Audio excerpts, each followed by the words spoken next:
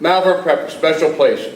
When I came here, I think I was looking for something different in a school, a place to become involved in. And I was happy to walk in with Frank Ryan and Paul Hornstedt on the same day in 1970, followed by Fran Kinney a year later, followed by the others that we'll mention in a few minutes, a few years later, to form really a strong nucleus of where we can take the school for the future.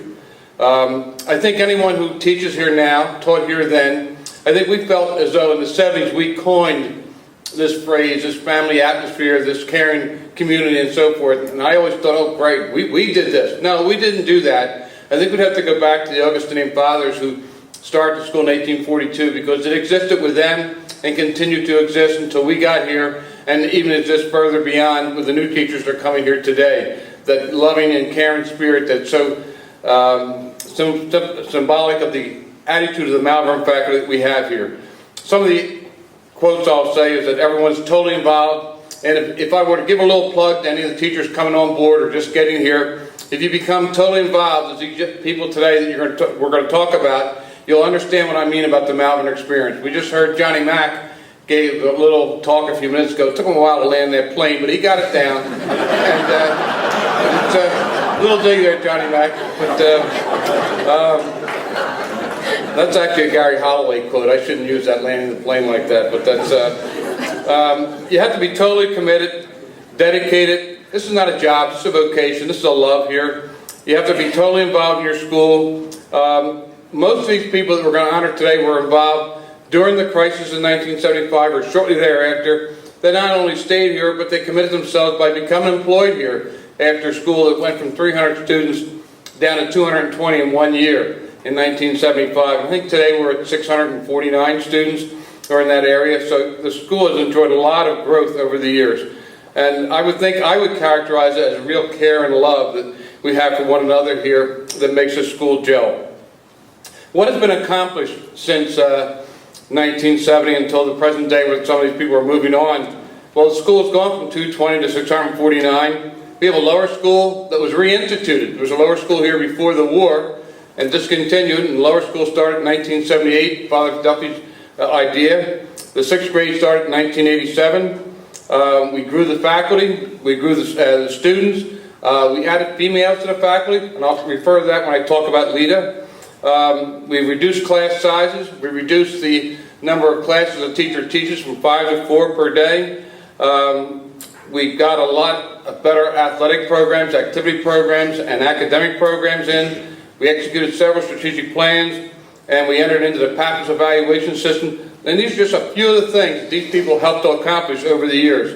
And this place here, we used to get credit on graduation day. Oh, Father Duffy and Jim Stewart, you do a great job here. Now, it's every individual that works in a school like this that makes it happen. It isn't one person, it's everybody. And I think if you could have seen, I guess recently we had a young man die in a tragic accident, to see the outpouring of the community, of the Malvern community, both from parents, students, and alumni and teachers that supported that family. That's what makes Malvern happen, the support that you get from one another day in and day out. But it gives me great pleasure now to talk about some of these people, because I was given 10 minutes. Hopefully, Johnny D, you're putting a clock on this back there. But Denise Popper, 13 years. I was asked to say this, Denise, don't think about what if, but what is it? The smile that lady has day in and day out. She's a brand new grandmom. Some of the parts that the kids really like is the candy in the office, and it's the best smelling room in the athletic facility.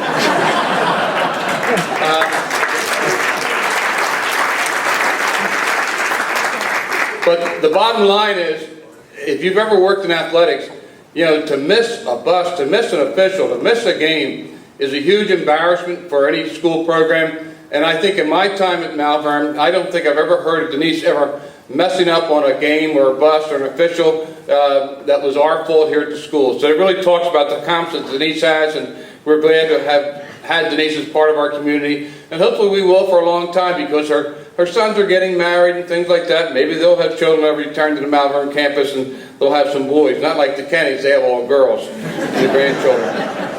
Lita Rosley, 27 years here, Spanish teacher. And when I referred to the females a little bit ago, Malvern struggled mightily to hire females and make them part of the program here. because we would hire one. And for some reason, that never worked out. And then once we had Liz Driscoll in the library, we had Charlotte Value, we had Lisa Stemler and Florence Cruz, and then Lita joined the faculty. Around the same time, those women helped to establish the vibrancy that the females can bring to our faculty. And I really credit Lita as being one of the leaders there at that time to make that happen for our school. So we feel very good about that Lita has brought to us. You may have heard Christian talk about the Global Exchange Program. Well, before that, Lita's a world traveler, and I'm sorry that our daughter quit the airlines, Lita. That really cramped her style, I know that. But she couldn't get the free passage anymore. But Lita's still a world traveler. And Lita was also the very first female we put in council. And I had felt at the time that we needed a different twist there. We had always had the male role model being involved, and we got the females involved. I guess Lita and Lorraine Stansberry at the time were involved with the 9th and 10th graders, and it made a huge difference that the present counseling department is expanding the role of the female, I think, in the guidance department. And probably the thing that would demonstrate Malvern's caring is when Lita was ill back in the 80s, the outpouring of support that she received from our community was really, it came from the heart. We were all touched by that. Al Thomasheski, 30 years. Spanish-French teacher, department chair. Also is a very good calligraphist. Does a lot of calligraphy in the school. He's a building captain. And he knows I'm going to say this. He's the most organized individual on this campus. And you heard the comment about he's already 21st century, even though it's 20th century. Alan is so far prepared, he's ready for the 22nd century, I'm sure. And in fact, I'm sure next year, whoever's going to take his place is going to have all the tests and quizzes ready to go for next year because Alan is that prepared. But I have one little funny story to talk about for Alan before we honor him further today. And my son was playing JV baseball for Alan, and they played a game up in the Malvern Borough because we didn't have enough fields. And it's sort of a funny story, but it's true. And they played this team one day, and at the end of the game, Alan's consoling the troops on the loss. And then one of the kids said, "We won the game." And they did win the game. Alan somehow had missed up the number of runs scored, but they actually won the game. So I don't forget Alan. I do have a good memory. Jerry Ellis, 31 years, English teacher, counselor, worked in admissions. He coached football and wrestling. I would call him the most humble person I see on campus. He's very prayerful. He's been involved with the impressions here. And Malvern's going to really miss this man. And come next, Sean, next October, I guess, for your next morning at Malvern, when we don't have Jerry Ellis assembling the troops to get ready, because one of the biggest things about morning at Malvern is the impression that our young men make on the visitors who come to campus. And that was Jerry's brainchild from the very beginning. And we're really going to miss you, Jerry, for that, but we really appreciate what you've done for us. We come to Joe Oley. Joe and I didn't always see eye to eye. He would tell you that. The last couple of years we've seen eye to eye better than before. Joe is probably, I would say, if not the #1 academic leader in the school in terms of what he teaches and how he teaches. He's right up there. If they're going to evaluate who are the top 2 or 3 teachers, I'm sure Joe is there. Because every year when Joe teaches a couple of the harder courses here, the calculus and the statistics, there's very few kids that don't get a 5. 5 is the highest score you can get. And that's a mark of someone who's doing his job and doing it very well. And we really appreciate that. And he has displayed his excellence not only in the math, but in the German, the Latin, the logic, the theology, and I'm sure computer science. I'm sure there's other things. He also brought mock trial to the campus. He brought the mathletes to the campus. And I do have one funny story about Joe, though, and I hope he hasn't forgotten that softball game. But we had a faculty-student softball game about 25 years ago, and Joe played center field. And he said, I got it. He did, right square in the nose, right here. Joe got a few stitches, but he recovered fine from that, and he's doing well, and we appreciate all the years that Joe has given us.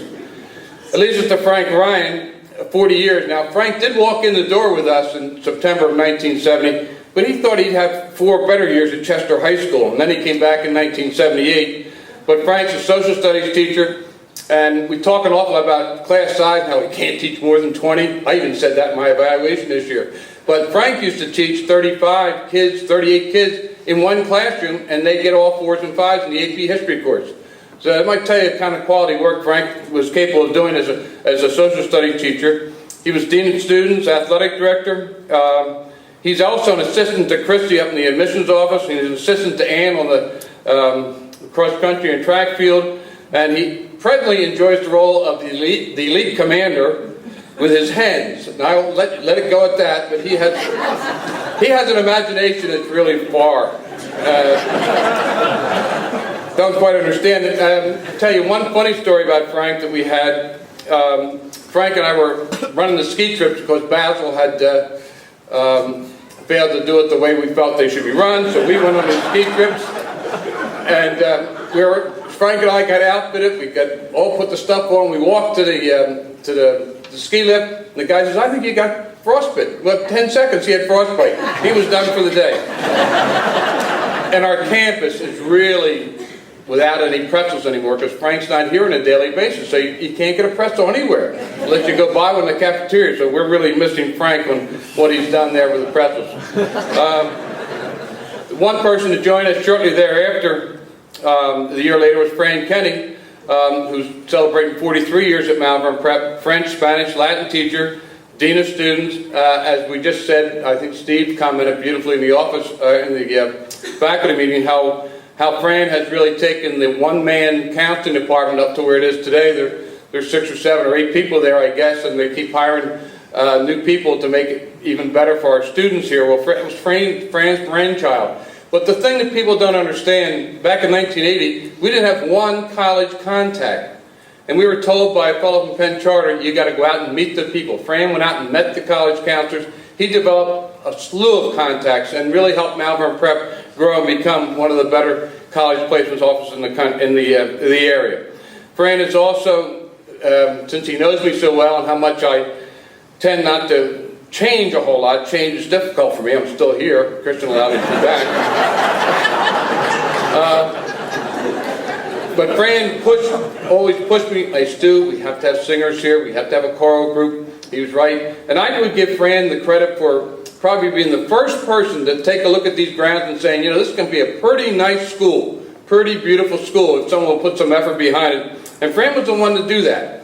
I was the one that allowed the borough to turn it back to weeds out front.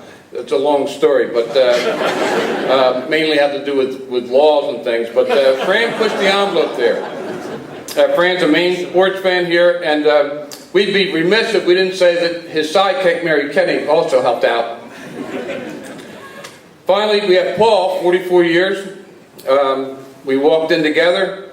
We heard the Basil Sullivan story.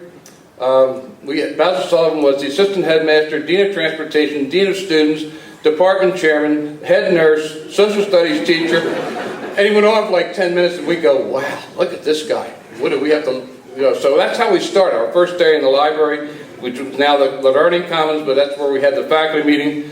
And I remember to this day, it's 44 years ago, but it's just like yesterday that occurred.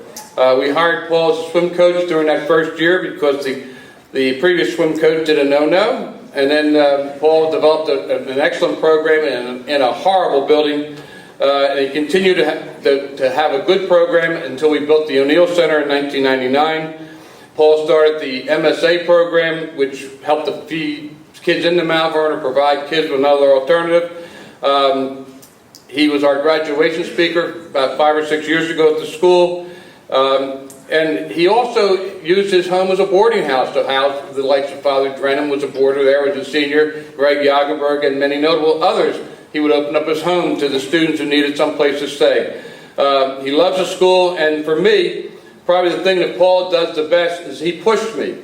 Paul would be constantly come in. He would never be afraid to tell you how he felt about something, about what should be done or what should change, and have I thought of this or thought of that. Paul was always that, and I think Paul is considered by the faculty around here as the faculty leader, the head of the faculty, even though there's no such position, but I think it's acknowledged that Paul is the faculty leader to school.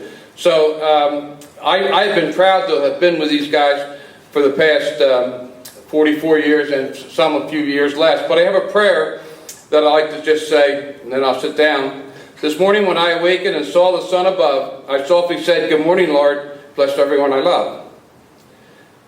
And right away I thought of you and said a loving prayer that He should bless you specially and keep you free from care.